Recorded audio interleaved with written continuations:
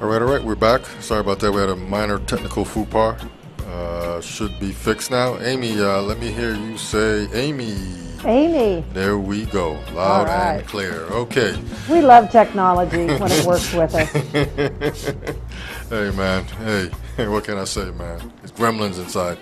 Anyway, so I was asking about the differences between this year and last year, and you were saying there, and your voice wasn't coming in a little clear, so if you could just kind of repeat what you were saying there, and we'll just kind of continue on from there.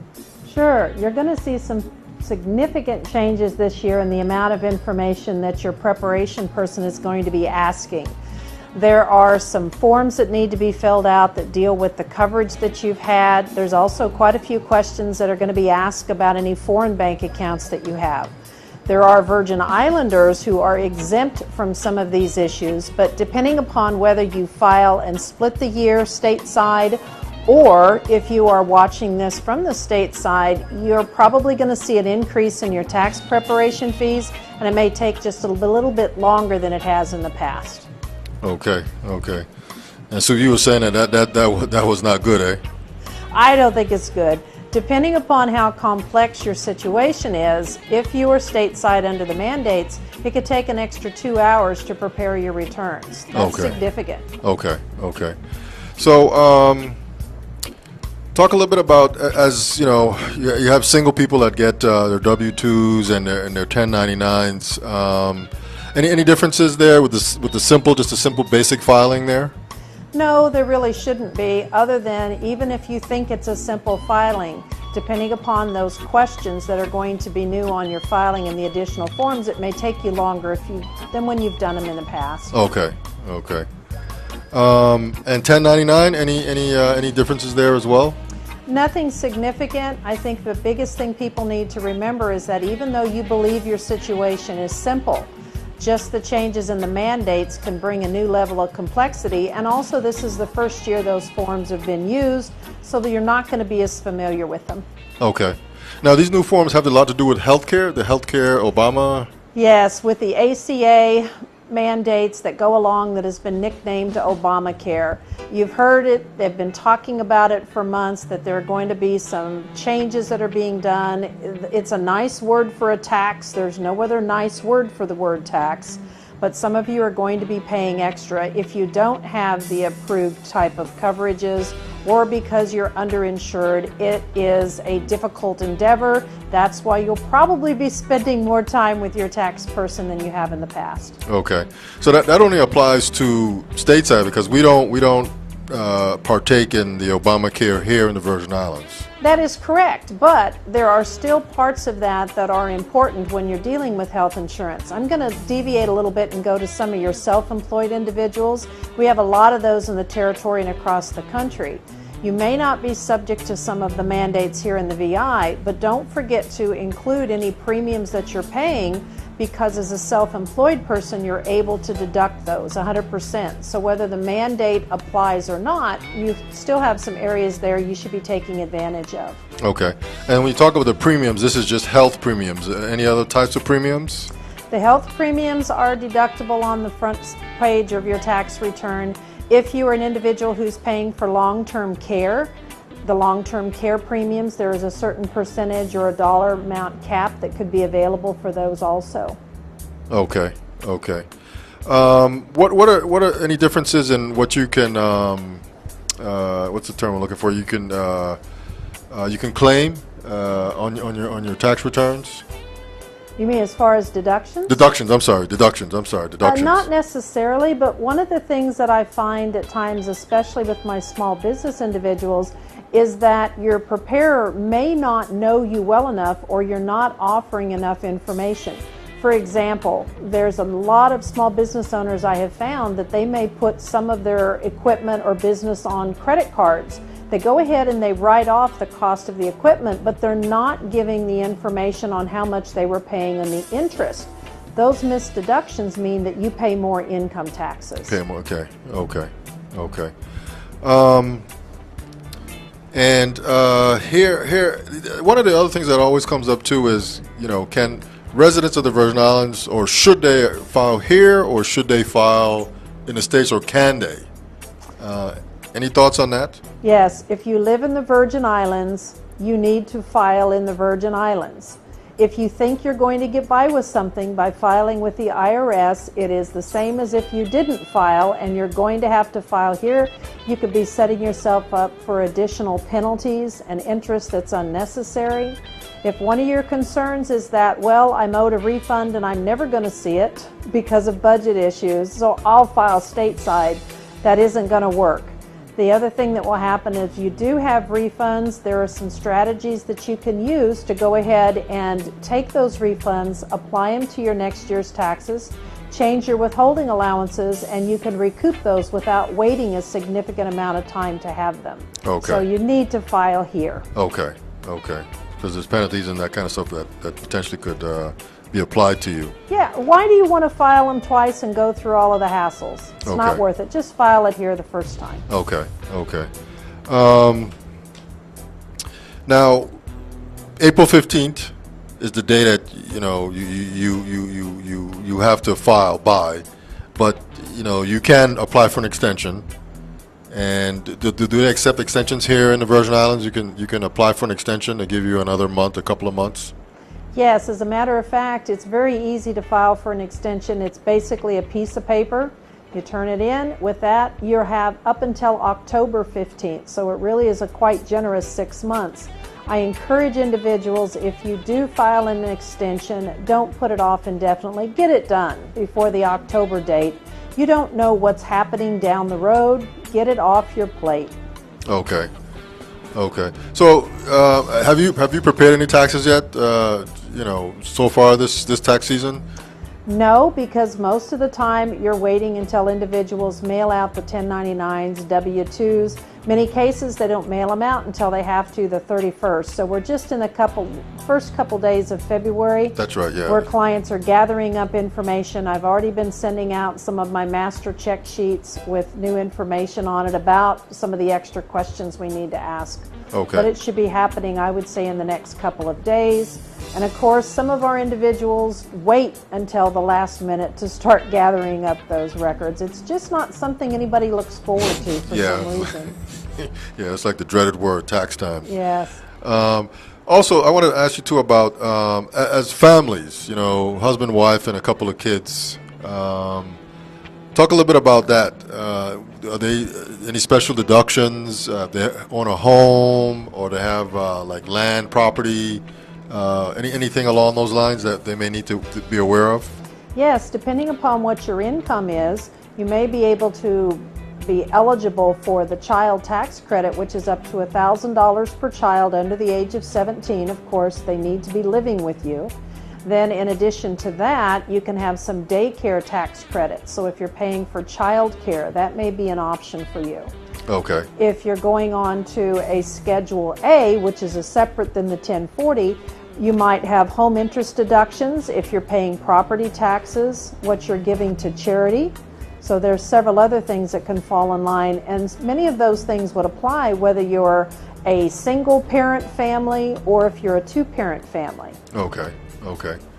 Now, a person that's filing 1099, at times I've heard that people can find themselves owing taxes. So how do you balance that out so that you can at least get $1 back, from the government, with the deductions? And I mean, what else can you, write off, if that's the right term to use for that? Part of the problem that I see often is that individuals don't do some tax projections in advance. You do what I call a very reactive method. The date is coming, you react, you pick up all your records, you drop them off on somebody's desk, or you sit down and you do them yourself. You smile at the number because you like it, or you frown because you have to write a check that was for more than you ever dreamed possible. If you started out earlier in the year just by doing a simple projection so that you can align how much you owe with how much you're going to have withheld or what you'll remit, you can have a much better result. A lot of people seem to think that they've won if they're able to get a refund. The reality is you're just getting back money that has been overpaid. So you're getting back your own funds. Okay. In a perfect world, you want to be pretty close to even. So take a few minutes, do a tax projection, and it will make your world a lot easier. Okay. So things like, as you mentioned, there's a lot of people here that, residents here that I guess are independent, own businesses. So things like gas receipts, I guess, if you take a client to lunch or dinner, if you buy a piece of software for your job, those things can be applied to your tax return as a deduction? Potentially. Most of the individuals I work with will do it by the mile because it works out a little bit better for them than doing the expenses on a vehicle, especially if you're splitting the use between your business and then what you're doing on your personal miles. Okay. But yes, anything that deals with business, and sometimes you forget about the little things, even a trip over to the office supply store, those are deductible miles and the purchase is there. Anytime you have a legitimate deduction, that's going to reduce what your tax liability is. And at the end of the year, that can be substantial. Okay. And you have to have receipts. I mean, there's no way that you can just say that, for the year 2014 that you did 2,000 miles for your business. You just can't do that. No, the IRB and the IRS do not live in a fantasy world. They somehow really enjoy seeing proof. One of the things that I encourage individuals to do if you're not doing is you need to start looking into scanning records and having a better backup system. Because if you are audited, if it is checked, a lot of those little thermal receipts and some of the other things that we've had within a short period of time are unreadable. Yes. Get any type of a box of papers wet or have an issue and they're destroyed and you have no records. There's several tools out there now that you could have those records set aside, even if you only did them by the month, that you could go back and have them available and you don't waste so much room with storage. Yeah. Someone told me once that these thermal receipts, after a while you said that the lettering fades Yes. away, but someone told me that if you put those receipts in the sun, that the wording will reappear. Any truth to that, or? I guess it would depend on how many rocks have you got, so that you can set them all out in the sun strategically. Okay. But I don't have that kind of time, Okay. so that would be one of mine. And Okay. so it's just one of those little things where you need to figure out what is a good system, and then stick to it. It doesn't have to be anything really cumbersome. Okay. But again, if you want to lose a bunch of receipts and lose the deductions, fine. Otherwise, get a bunch of rocks. Set them in the sun. Okay. Okay. Amy, if you have like an elderly parent that you're taking care of, doing a regular 9 to 5, how can you? Is there any way you could file for that individual? Well, generally, one of the first tests that you have to pass is, are you providing more than 50% of the support for that individual? So, if they are living with you and you're providing housing and you're providing meals and transportation, and you're also providing income sources, that can be one thing. But if, for instance, you were taking care of a parent who has their pension and they've got some Social Security income and you're not putting in more than 50%, there's really no point in even going forward with the conversation. Okay. They're not a dependent. Okay. Okay. Okay. And let me go back a minute. I was thinking about one of the things that we just touched on for the self-employed. I would like to dispel a Virgin Islands myth. Paying your Social Security or your self-employment taxes is not voluntary. The IRS has a very dim view of not remitting those taxes. They're very patient to where they'll add them up for years and then they come seize your bank account and take every dime you have to pay them. So when you're told, oh, don't worry about paying the IRS for your Social Security taxes, do not believe that. You're the one that's on the hook for those. And there's no statute of limitations on tax evasion. Okay. Now, are there any differences between, the IRS and the IRB in the tax filings and the tax code? I mean, is any vast differences? They are both following the same set of guidelines. The one biggest difference, as I understand it, with the IRB from the IRS is that if I live stateside, all of the money is collected in a pool from all of the states that goes to the IRS. Here we're unique that any income taxes that mirror the IRS tax code, those stay in the Virgin Islands. They are collected here, and then we're also responsible for distributing the refunds through the IRB. Okay.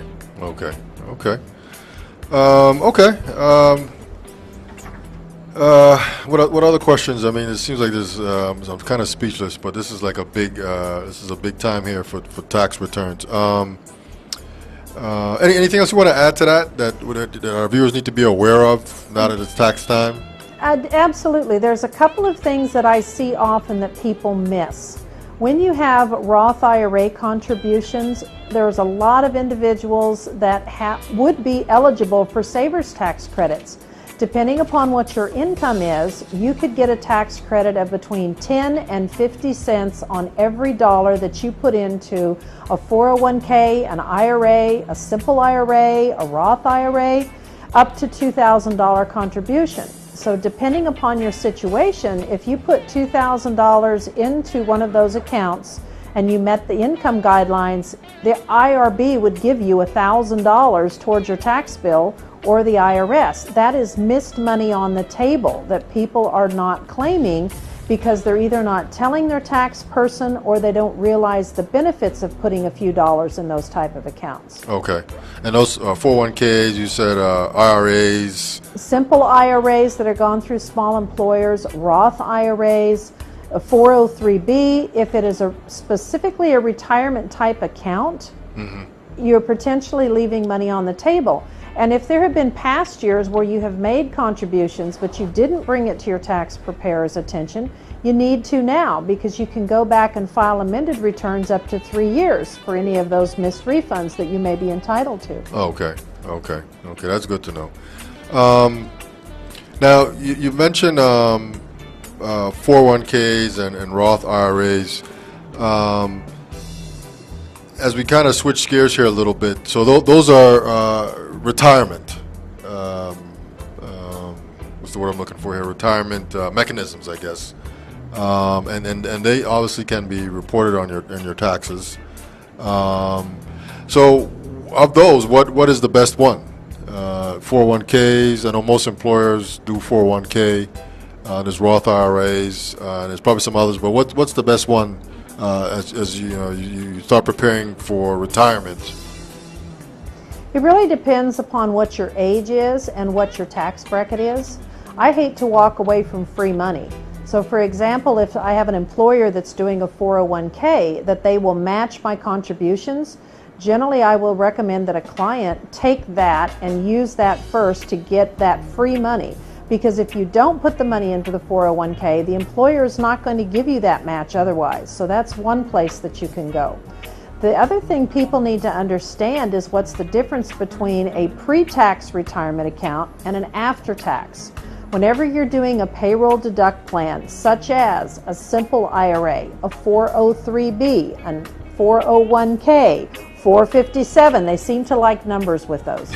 Anytime that's pre-tax, that means it's coming off your income now, and that means you're not paying tax today. Okay. You're going to pay taxes later, whenever it is that you draw it out. Now with a Roth IRA, or many of you have access to a Roth 401k, but you're not using it. Those accounts you've already paid the taxes on. So when you put the money in, it doesn't matter how large it grows in the future. You will not pay taxes on all of the growth if you follow a couple of real simple rules. And depending upon your situation, if, for example, I have a client who's in a 15% tax bracket, hands down, I'll tell them to use a Roth IRA. There is not enough tax savings to make that worthwhile over the long term. And chances are they're also eligible for the Savers Credit that would help pay for the tax bill. And that could be money that could be setting for 20, 30, or 40 years growing. And the key word there is tax-free. Nobody likes to pay taxes. And I've used the example before of, most people are familiar with a garden store. If I went to the garden store and I bought seeds and plants and I went up to the register, we know that they're all very small at this point. And they gave me an option of paying a little bit of tax then or coming later and getting tax down the road. If I paid the tax now and they showed up 20 years down the road and they looked at all of my trees that were grown and I've got a thriving business out of it, I'm not going to pay them any taxes. If I told them at the register, no, you come see me later, and they show up later, and now I have got a $300,000 or $400,000 account, or even $100,000, they're going to take 25% of it or more. Okay. Now, would you rather pay $1,000 or $2,000 in tax now and be done with it? Or would you like to wait so that you can give them, $25,000, $50,000, or $100,000 in taxes? Okay. I'd rather pay the small amount. The small amount, yeah. Okay. And if you happen to have a company that has a Roth 401k that you're not using, understand that if you put money into that account, they'll still give you the match. It just goes into the pre-tax account. Those are the rules. Okay, I got you. Okay, we're going to take a quick break, and we'll be right back. Stand by. We're back. This is the It's Your Perspective talk show every Tuesday, Wednesday, Thursday, 8 p.m. until. Today is Wednesday, February 4th. It's about 8:34 p.m. and our guest tonight is Amy Rose Herrick. She is a author and a financial advisor. We just got through talking a lot about the last maybe 15, 20 minutes on taxes and filing taxes for this for 2014 here. But before we go on a little bit further, Amy, I just wanted to just give our viewers sort of an insight on your qualifications, your background, and because you seem to be rattling off these things pretty quickly, the do's and the don'ts, and all the form numbers and all this stuff. So just kind of share with our viewers, your I guess your educational background and how you got to this point. And actually, why did you get into this, being a financial advisor? My background originally started in office management, and I had an opportunity working at an investment firm to go over to a trading desk. That ended up that I went over and built a client base on my own, and then I left the corporate world to work with individuals. So I can say, and it just makes me feel so old some days, this is my 30th year working in the financial field, so it's taken me a while to get this knowledge. Okay. I have a Chartered Financial Consultant, or CHFC designation. I'm a licensed agent for a variety of lines: life, disability, health, critical illness, air ambulance, long-term care. I also am an author, of course. I deal in securities transactions where I can act as a registered representative or an investment advisor representative. I didn't think that was enough in serving my clients a few years ago, and so I do have my PTIN number so that I'm able to do taxes for pay. I pretty much limit that to my clients and the people that I know. I am not set up to be a retail establishment because with the clients, I'm also dealing with managing portfolios, cash flow, estate issues. And so I know them very well, and we're trying to coordinate those pieces so that all of the resources are working together. Okay. I feel like I have a little bit of alphabet soup behind my name at times, but they each serve a purpose, because really anytime money flows through your checkbook, it will flow through your income taxes, and eventually it will flow through your estate. And if you don't have a very good understanding of all of those dynamics, it's very difficult to advise a client and have those pieces work together. Okay, so let's talk a little bit about retirement. At some point we all hopefully can retire and live comfortably. Somehow, I'm not sure how. I guess there's many ways to put that money aside. But are most people able to really retire comfortably? As you move forward, as they move forward, and how much money would one need to have to retire? In most cases, it's a lot more money than you think. The sad news is the majority of people are going into retirement terribly underfunded.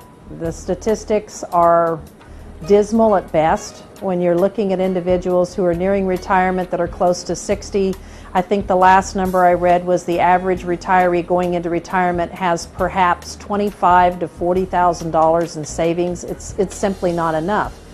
The amount of money that an individual needs to retire varies greatly because everybody has a different work history. You could have one individual that worked jobs throughout their lifetime and they were blessed. They had access to a pension, they had a 401k plan they put money into and their employer matched it. They've got Social Security. Maybe they got an inheritance from a family member, so they have a very different financial picture than another individual who faithfully went to work for many years, but their company didn't have a pension plan. Maybe they didn't have a savings plan, and for whatever reason, they didn't make their own private pension plan. And so they've reached retirement where their main source of income is going to be Social Security, and it's simply not enough. Yeah. So it's a very difficult question. It also depends a lot on a person's health. Some individuals spend a tremendous amount of their income just on maintenance, medications, doctor's appointments, and those visits, whereas a healthy person doesn't need much set aside. Okay. You talk about where you're living. You know, as someone who's still trying to hold on and maintain a family home that has 5 bedrooms with a lot of yard work is going to have a completely different income need than an individual who said, I'm done with this, and they're living in a 1-bedroom condo, or they're living in a small 1-bedroom home, or they've taken one of the small apartments on a child's home. So it very unique circumstances makes different answers from client to client. And let me add one little idea for some of your listeners and those who are watching tonight. Some of you have parents that are struggling and you don't know what to do. Maybe they spent all of the resources raising the kids, or they had a catastrophic illness or two that wiped them out.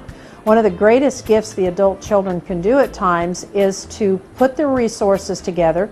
Maybe each one of you put $100 or $200 in mom and dad's checking account every month that lets them maintain their independence. And that gives them the ability where they don't have to beg, they can manage the resources, but it gives you a real means to help, but lets them determine how's the best way to spend the funds so that they can maintain a standard of living. Okay. Okay. That works very well in families. Okay. Okay. Another issue I think that some people may be experiencing is credit card debt. You know, people get credit cards. You know, they charge up this, that, and the other, and then you know they can't pay because they lost their job, or maybe they had some kind of medical emergency. Do you do debt, I guess, reconsolidation as well? I can assist individuals at looking at what their options are. I prefer not to do it because in many cases, unless you deal with some of the root problems of why they got so far in debt, even if you can refinance and you can restructure, if you don't fix the reasons why you got there, then it's just going to be a Band-Aid and you're going to be back again in a short period of time in a worse circumstance. I can tell you with real clients, I sat down with some just a couple of days ago, and while we were sitting there, we took every credit card out that they had, made phone calls to find out, are we at the lowest rates? Can we do any balance transfers? Because you want to watch what the rates are. This particular couple had one card that was at 29.99%. We were able to move it to a 0%. After that, it will be, I think, at 9.99. But just in the first year, that was over $3,200 in interest saved. So you've got to watch what your debt is, but also watch the interest rates.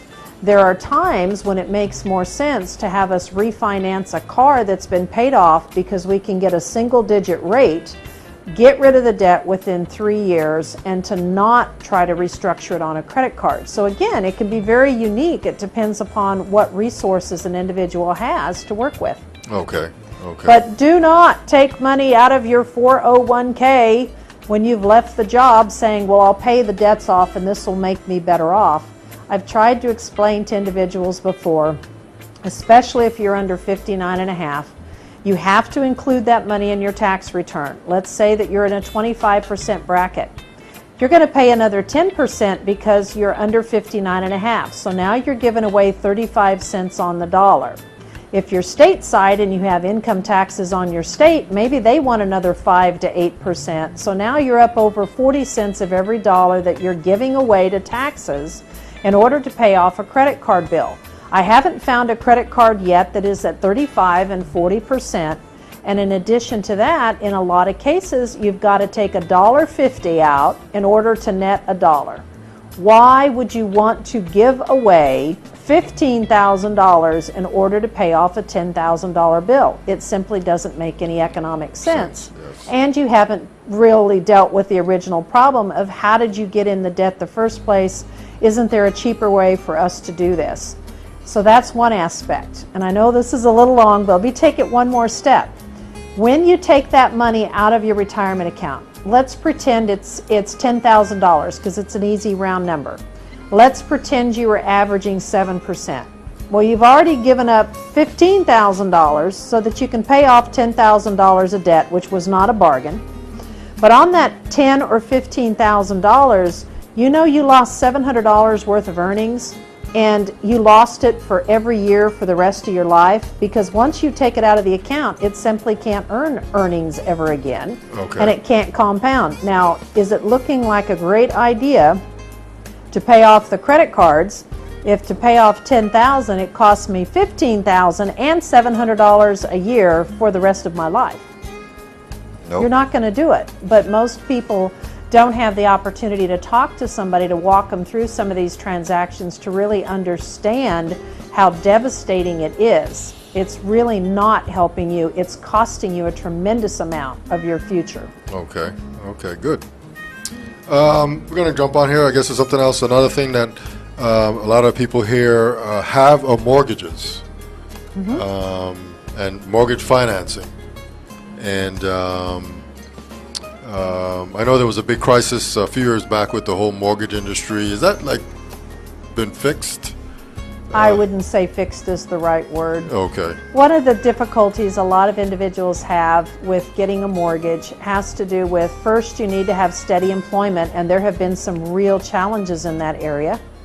The second thing is you need to have a good credit score, and if you have individuals that had been off work for a period of time or they weren't very good at paying things back, their credit scores are low. If you add on top of that you need to have 20 or 30% down, and you need to have the money to move, and you need to have the money to decorate, and you need to have the money to do the repairs, it can run into a situation that it makes it very difficult for you to be able to cross all of those hurdles at the same time. That's one of the reasons that across the U.S., and of course we don't always get individual numbers here in the VI, we're at the lowest rate of home ownership than there has been since they started taking statistics. And that's a direct indication of those three things are enormous hurdles for a lot of people. Okay. Are there any programs that homeowner can partake in? I guess either to get in the house, get in the home, or once they're in and they're having some problems to sort of refinance? You need to go back and talk with your lenders and see what programs are available. In some cases, it will make sense to refinance. One of the difficulties that we've had in the last few years is that the values of the homes have gone down. And in many cases, you're not able to refinance unless you're at least an 80% loan to value. And what that means in real terms, let's pretend I have a $100,000 house. If I have an 80% loan to value, that means that I could not borrow more than $80,000 against it. And if I had purchased the home and it was worth $150,000, and at that time I couldn't refinance because the mortgage would exceed that 80% value. So some individuals have run up a brick wall because they can't make the numbers work. There are other individuals that they do have sufficient equity in the home, even with changes in values, and if they refinance, they can drop the rates down. There's a couple of formulas, there's some tools that are on the internet too to see if refinancing makes sense and how many months you would need to stay in the house in order to break even before it would be a profitable transaction for you. Okay, good. And you got any questions, Soup? You gentlemen are great listeners. What else? You have here mortgage acceleration. Yes, don't pay for one of the programs. It's a great way for other people to make money. If you want to do a mortgage acceleration, the idea is that you would make a payment every 2 weeks, and then at the end of the year you would have made 13 payments, or the equivalent of 13 monthly payments instead of 12. Okay.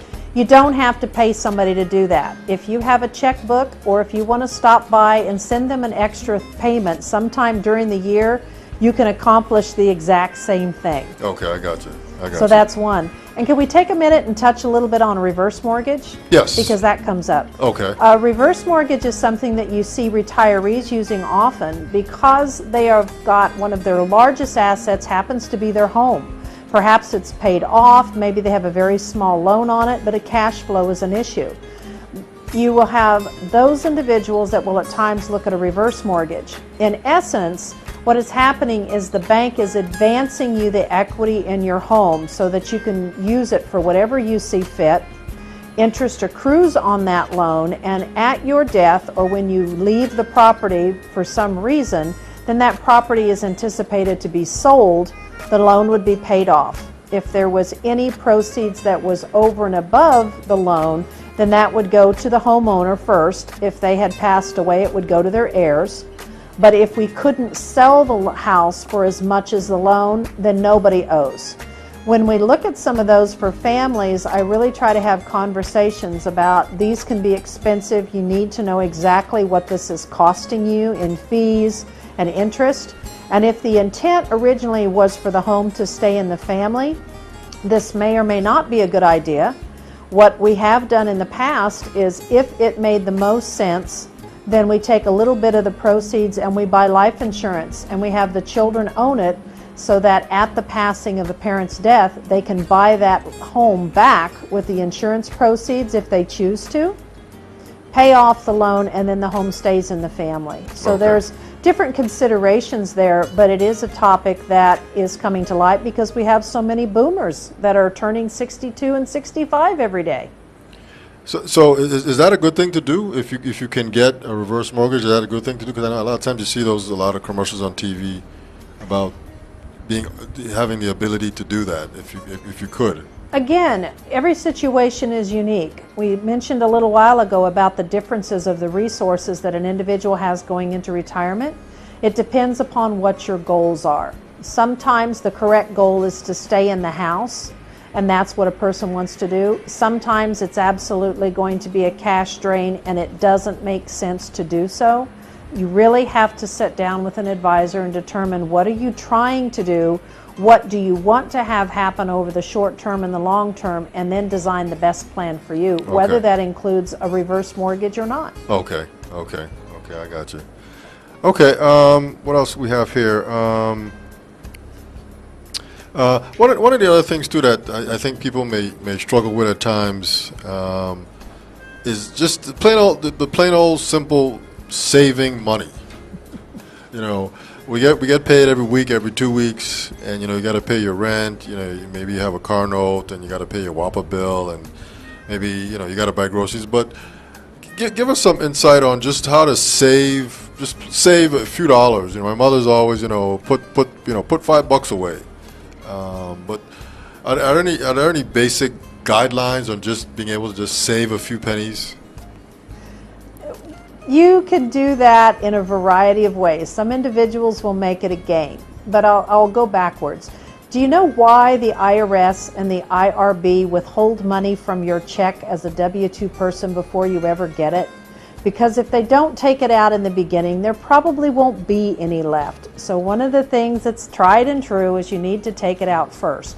However, I have other individuals who play games. For instance, one person that I know that whenever they pay cash for things quite a bit, whenever they receive a $5 bill and change, they put it in a particular place. That is their savings money. They said it's devastating when you hand somebody a 20 for something that costs $2 and they give you 3 5s back, because now you have no cash to work with. Yes. If you are true to your game. So that is one. I have other individuals that they've done coupon shopping, and when they've done coupon shopping, they take that amount, set it aside, and that goes in a special account because it's money they would have spent other ways. One of the things that I like to use as an example, and I have one here. What is this? This is a water bottle. This could be a can of pop. It's a liquid. We go through a lot of these in our society. If I told you that the reason that the major manufacturers of pop, and I don't even have to mention their names, But if I told you that they love you, the reason they advertise and spend billions of dollars is because if I can get you just taking and drinking a couple of these, maybe 3 or 4 a day, which is not that unusual, you're worth $2,500 a year or more to me. Some individuals can save significant amounts of money just by stopping buying these things out of machines, off of the side, and just buying them in bulk or buying them when they're on sale and using them instead of paying full retail. Okay. If you go to a restaurant, and I'm sorry, restaurateurs, you're not going to like this, but if you go to the restaurant, instead of buying drinks and refills, they'll do tap water, do water. Limit your drinks, because if I have a family of 4, for instance, and we each spend $2 on a drink, now I'm up at $8. Now, if I'm being served, I'm supposed to give a 20% tip on that. I now have spent $10 on drinks. Now, if everybody gets a refill, I've just spent how much? $20. That's right. And so one of the things, when I say when you look at things at times, you know, make different choices. Is it going to dramatically affect your lifestyle if you drink water instead of a carbonated beverage? Probably not. Okay. But if it's worth $2,000 or $2,500 a year to you, how good does it taste? Water will do. So when I say sometimes you need to just step back and look and see how you're doing things and see what can I change. Yeah, how you're spending, what you're spending on. Okay. Okay. Yeah. So and there's no longer this thing of putting money, you know, I guess put your savings in the bank and not in your mattress or under your pillow. I guess it's still the best way. Are banks giving good interest rates on savings these days? I can tell you that it is a positive number, but most of them start with a 0 and a point. Positive number is about as good of a spin as I can put on that. Okay. The good news is that when interest rates at the bank are so low, that means your borrowing rates are generally very low, and that's why they're so low on houses and cars right now. However, the inverse is also true. Whenever you see those interest rates start to rise, then you're going to pay more for borrowing. So you cannot have great borrowing rates and have great savings rates at the same time. Okay. Doesn't happen. Okay. I got you. So, Amy, let me ask you this. How much of a percentage of a paycheck, you bring home $400 a week, how much of a percentage individuals should save, is recommended to save all of that? If you could get a person starting when they're first starting a career to shave 10% off of the top, and I know they're going to say, I can't do 10% off of the top. Well, you're doing at least 7.65% to pay for Social Security, and you're able to do it. And with doing that, one of the reasons is if you can learn to save and you can learn to live within your means, you're not going to rack up the kind of debt of individuals who are spending every dime that they've got and they're leveraged. It also gives you a huge advantage because somewhere down the road you're going to need something. Right. If you can use a little bit of savings, then it's going to cost you $1 in savings. If you put it on a credit card, and most people do not pay it off for 4 to 5 years, instead of $1, the first year I'm probably just going to be paying some of the interest. And remember the 29.99% rate I threw out that real people pay? So in the first year I paid 30 cents, in the second year I paid 30 cents, in the third year I paid 30 cents, in the fourth year I paid 30 cents. So now I've paid $1.20, and I haven't even paid the $1 back yet. So if I have a choice between $1 out of savings or $2.20 by doing it on credit, which one do you think is going to have more money in my hands over time? The $1. Exactly. Yeah. So it's, you know, but don't be discouraged. If you cannot start with 10%, great. Start with 1%. Start with 2%. And then in 30 days, increase it. So maybe you're starting with $5. In 3 months, it's going to be $10 because you have learned to absorb the 5. In 3 months, now I can do 10. Right. And sometimes you have to gradually put this in so that you can get to where you want to be, just a little bit at a time. Okay. If you can't do it all at once, do something. Okay. Okay. Good. Another thing that our viewers will probably have an interest in is life insurance. you know, I guess as working for a company, you have some level of life insurance based on a dollar value, but then you can also buy life insurance too. That's correct. And one of the rules of thumb that I have that often floors people is to take whatever you're earning, multiply it by 20. That's probably how much life insurance you need for your family as a survivors. And you'll go, oh, you got to be kidding me. Again, I like round numbers because it makes math easy for me. If you are making $50,000 a year, and I multiply that by 20, that's $1 million. And you're going to say, I don't want them to have incentive to kill me. $1 million is a lot. Really, that's all you'd make over the next 20 years without a raise. But the reason that I take it times 20 is I'm assuming that we're going to invest that money at a conservative 5%, and that's going to spin off the $50,000 a year to replace your wages. I can assure you, if you lose someone in the household, it is not any cheaper just because they're gone. The grocery bill does not go down that much. The utilities don't go down. And in many cases, expenses actually go up because you've got to have somebody who has taken off work now to go to doctor's appointments. You can't split some of these things. You need somebody to help. For instance, if I lost my spouse, I don't know how to work on cars. I can't do some of the things in the house, so I'm now going to have to hire or pay somebody to do that. To do those things, yeah. If I'm out of the house, all of the things that I take care of, my spouse is either going to have to learn how to do or he's got to bring someone in. So that's the rule of thumb that I prefer, is 20 times earnings with the intent that you're going to invest it at probably a reasonable 5% so that that money lasts for a lifetime. It gives you an opportunity for raises, and then somewhere down the road, if we need to send kids to college or we need to take some time to pay on a house, whatever the case may be, we have the resources to do that. Okay. And this, you can offer life insurance here through a I guess an underwriter. Yes, wherever you are, whether you're in the Virgin Islands or another state, each one of your locations or in that jurisdiction, they have specific companies and specific products that have been approved by the insurance department that can be sold in that area. Okay. So in the Virgin Islands, we have multiple insurers that you can shop that out between the different ones. And we'll talk a minute here about an independent and a captive agent that will help you on that. Doesn't matter where you are, there are going to be products that are available to you. One of the things that you need to understand is the difference between an independent agent and a captive. And have you ever heard that term before to know what it means? No. Okay. All right. A captive agent means that they work for the company. They're employed by the company. They have a set menu of products that they can offer that are the company's products. Most of the time, their employment is directly tied to what their production is or how much they sell, how much commissions that they generate. That is a captive company.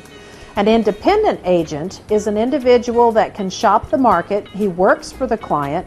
He doesn't work for any company, so he's not beholden to anyone. And so the difference between a captive is that they have a very set menu. They're employed by the company. An independent can shop the market. They can work with any company they want in order to get the best deal for you. And that's very important for you to ask so that you know going in the door what type of product world that you're going to have access to in dealing with this person. So do you have both of those type of agents here? Yes. Okay. We do. Okay. Okay. And you're going to have them wherever you are. That is it's a pretty typical model. Okay. Okay, I got you. What else? Can we talk a little bit about beneficiaries and ownership? Yes. Since you went there. Yes. All right. Yes, yes. One of the things that I find so often on policies is you guys have the wrong beneficiaries. You didn't mean to, but at one point you took the policy out and it was like a crock pot. You set it, you forget it, you don't care anymore, you don't worry about it, it's just there. We pull them up, we get them on the phone, we check, and we find out that you have been married for 13 years and you have 4 kids and you still have your mother as the beneficiary on your life insurance policy. Okay. And you have no contingent beneficiary, and it just so happened that your mother died. So this money is going to go to your estate, which is a mess. So I really encourage people, check to see who your beneficiaries are, make sure that they're accurate. And that goes along with another train of thought. Let's pretend that I decided to name my sister as the beneficiary with the idea she would use that money to take care of my kids.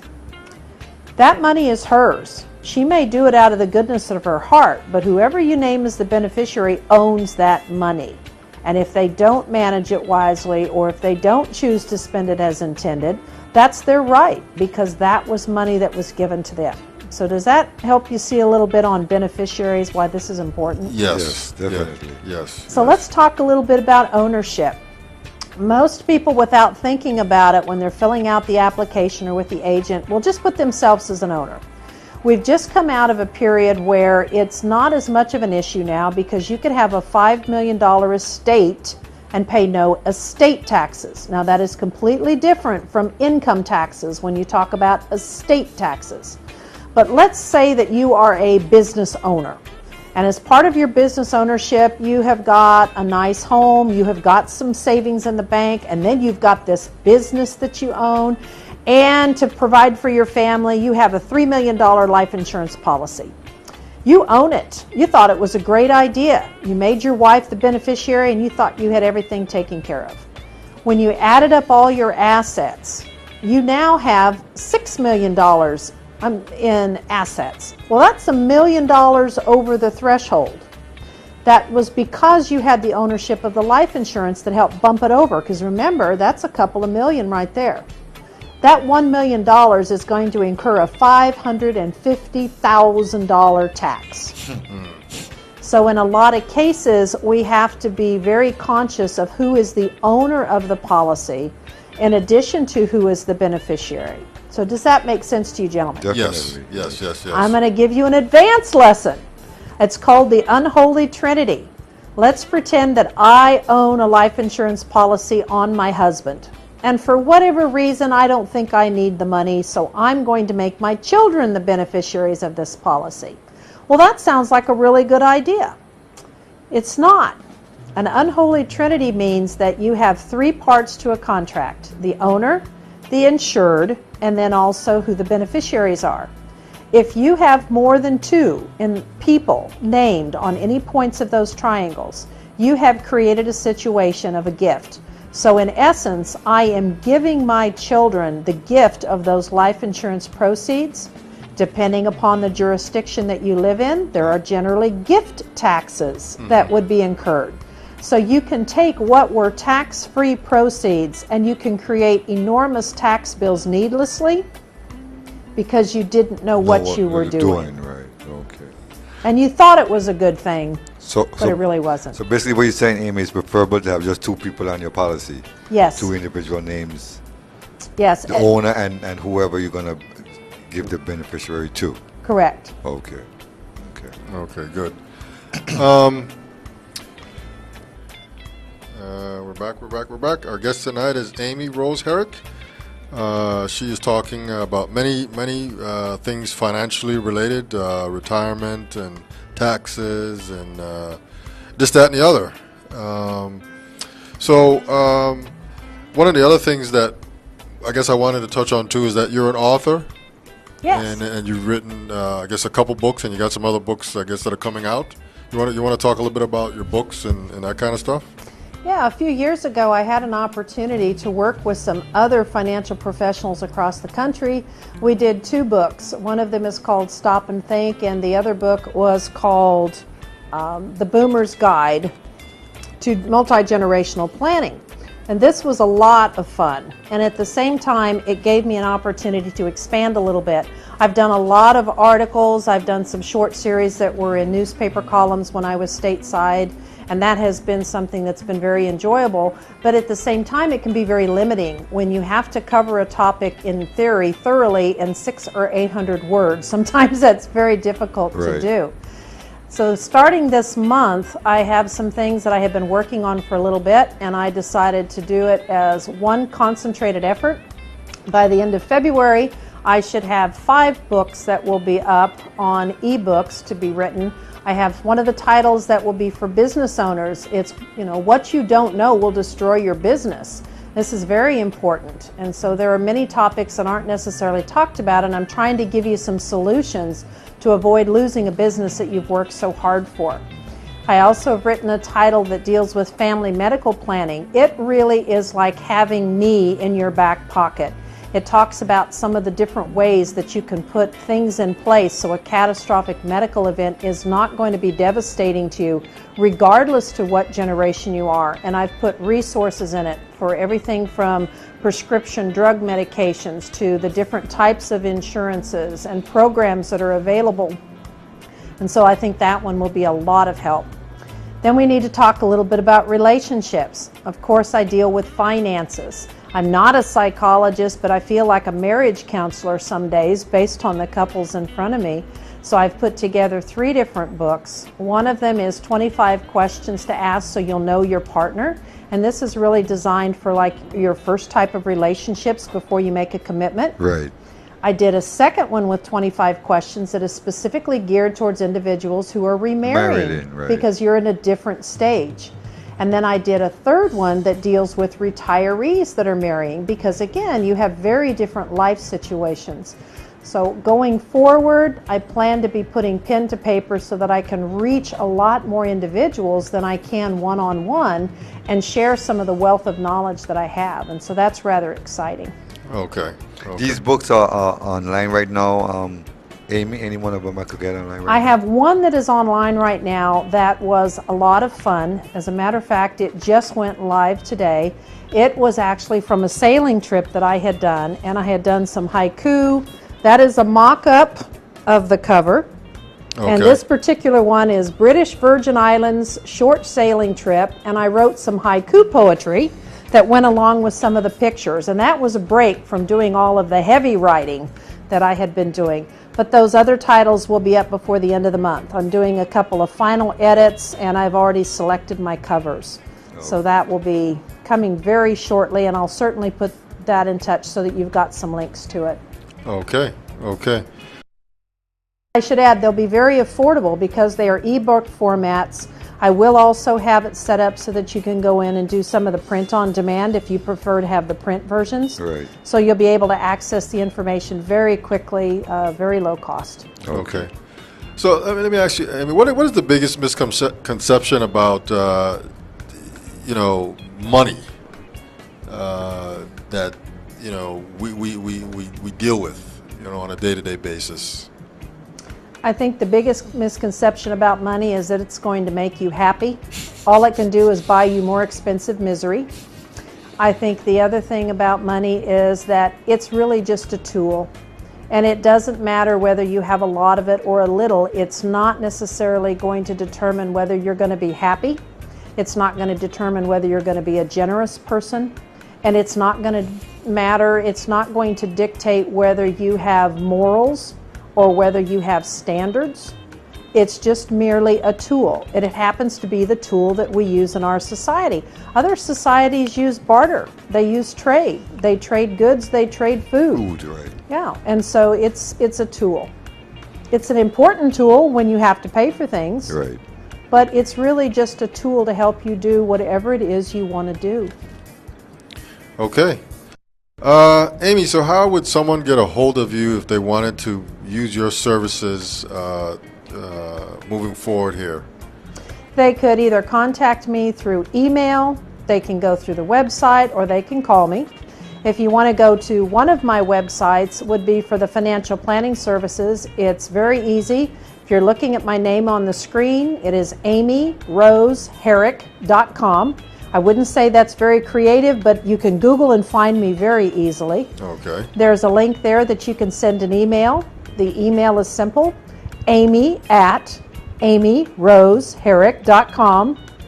Easy to find. Okay. You're welcome to call me. I kept my stateside number, which is 785-224-8954.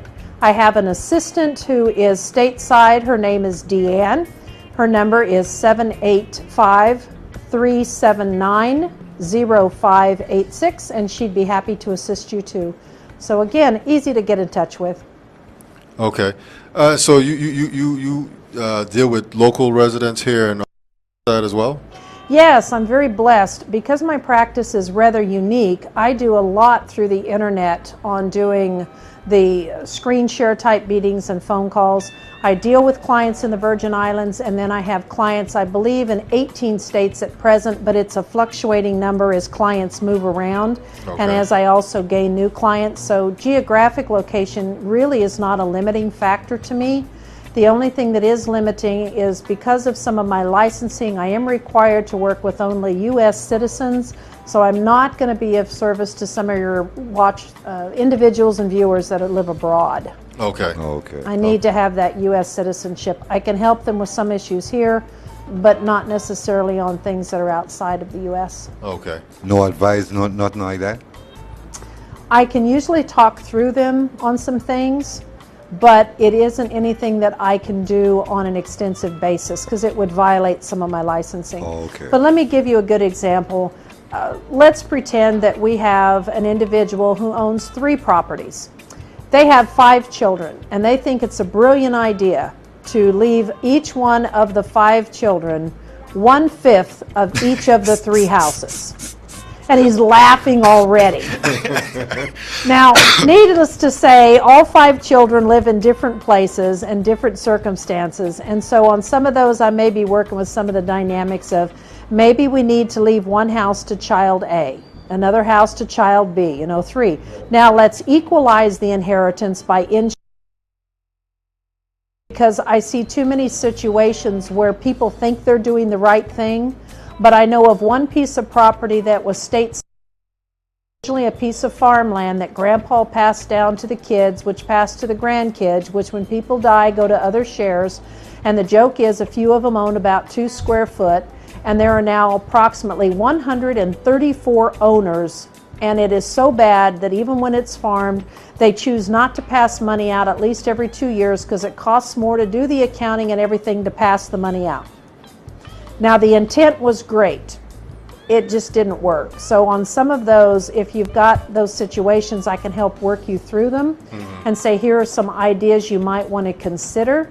But you do get into quite different circumstances when you have foreign-owned properties because they have their own estate tax laws and own succession, that type of thing. But that is probably a large pitfall. We love our families, but really that's not treating them equal. Yes. And you're laughing, you've been there. Yeah. Yeah, I know what you mean. And see, the other thing too is you have a market watch, I guess, running on your website, and you can also put in, I guess, the codes. Yeah. And get some results pretty quickly. I put a lot of resources on the website. If you go there, you're going to find calculators. So if you wanted to find out how long it would take you to pay off a credit card, or if you accelerated payments, are you thinking of refinancing a home? A variety of calculators are there that with a couple of clicks, you can get that information yourself and have it private. I also do monthly newsletters. Those are posted on the website, and for the individuals that I have their email addresses, I send those out once a month. And so I'm trying to also educate you so that you can learn about finances. It isn't anything you get overnight. Your world changes. Okay. So there's a lot of things that are on the website. There's even, I think, some on-demand videos that we've put up, and it's all designed to try to help you learn about what you don't know and to open your eyes to some opportunities that may be available to you that you just don't even know exist. Okay. All right. Our guest tonight is Amy Rose Herrick. She is an author and financial advisor. We just went through many topics here. I guess taxes, mortgage, credit card, what else? Savings, the best way to save. Anything that you want to touch on that maybe we didn't talk about that you think is important to share? One of the things that I try to talk to my retirees about is when you're getting into that stage, I call it the big check and the little check. Most of the individuals, whether they've got Social Security or a pension, somebody gets the big check and somebody gets the little check. Even if it's $1 less, they're 2 different checks. You plan a budget, you go into retirement anticipating that you're going to have a certain level of income. There are an awful lot of people who are startled when they lose a spouse to discover that that smaller Social Security check disappears. It's gone. If you Right. were the one getting the little check, now you get the big check. If you got the big check, you still get it, but you don't get the The little little check. one, right, The little right. one disappears. The same thing can happen with a pension. Perhaps it was only for the pensioner's lifetime. They didn't do a survivor benefit. So going into retirement, we will look at cases your need for life insurance could actually increase in after your working years because of the dynamics of what your income is going to be when you lose one spouse sometimes into retirement. There's a term that's called pension maximization that can be used on pensions, where you can make sure that that continues, whether you're doing it through the pension plan or you're doing it through life insurance yourself. The same type of principles can be applied to Social Security. So there are many, many things that deal with finances that it truly is what you don't know can hurt you. And that's an area that I see happens way too often. And the other thing that happens when you're into retirement and a person loses a spouse, the next shocker is that when they go to file taxes soon, they find out that they're a single filer and they're now in a higher tax bracket. And it's really like a second gut punch because the income has gone down and now my taxes are going up too. It doesn't make any sense, but that's the way that the tax laws are written. Okay. Any predictions on anything in this whole financial arena? And maybe any foresight in the future as to some things that may be changing with any of this stuff, mortgages, 401ks, any foresight? Maybe there's some things that are coming down the pike that are being worked on now. I would say that one of the things that I would really encourage people to do is to look closer at your risk tolerances.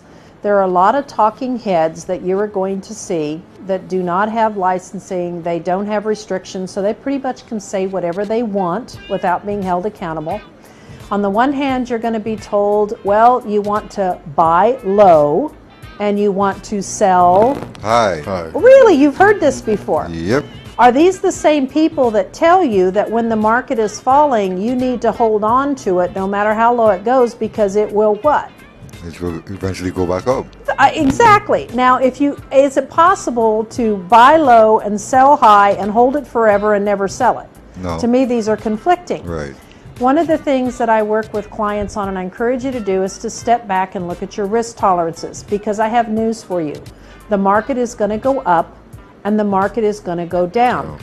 This is what it does. This is its nature. But if you happen to be an individual, this is your money. Give it some expectations. Let's pretend like I expect my money to average about 7 or 8% over time.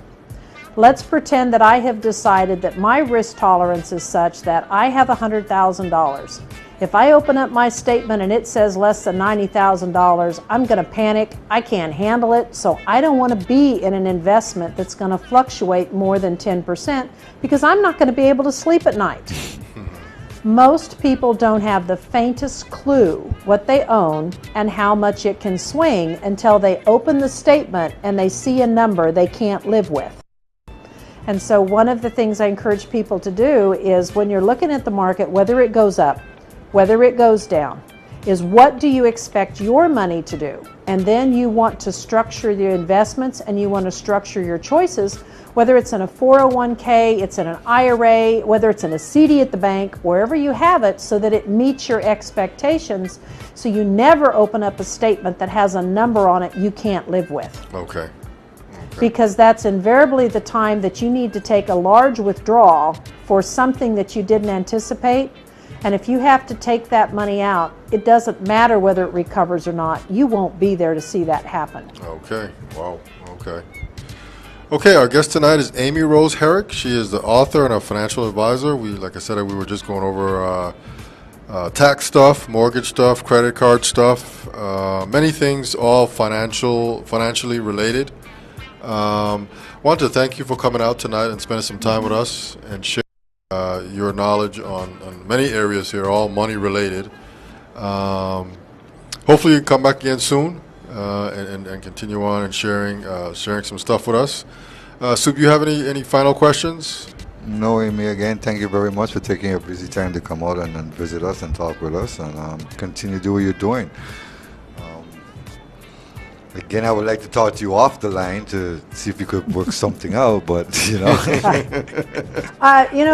People are hesitant sometimes to talk to a financial advisor because they'll say, I don't have enough money. Whatever that enough is, they don't have enough of it.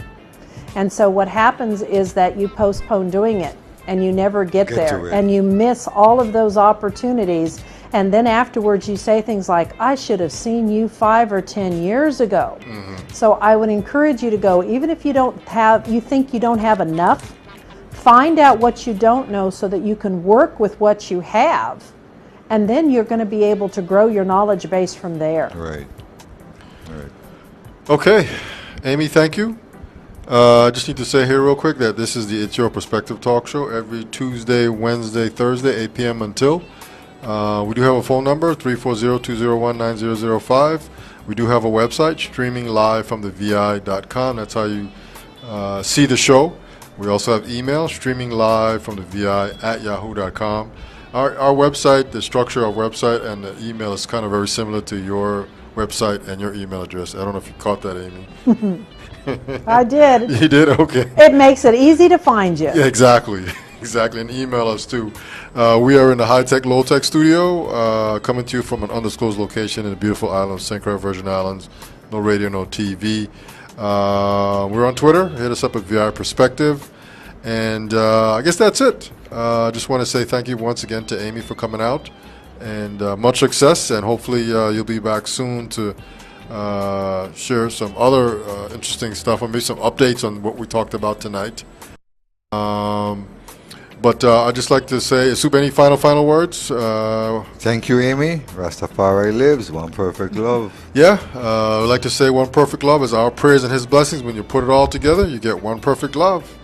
On that note, we'll be back again tomorrow night. I think tomorrow night, Soup, is author Gary James. He's coming on again to continue with his conversation. I think it's part 8. Yep. Part 8. He'll be here to continue with that conversation. We're out, and we'll see you tomorrow night. Peace.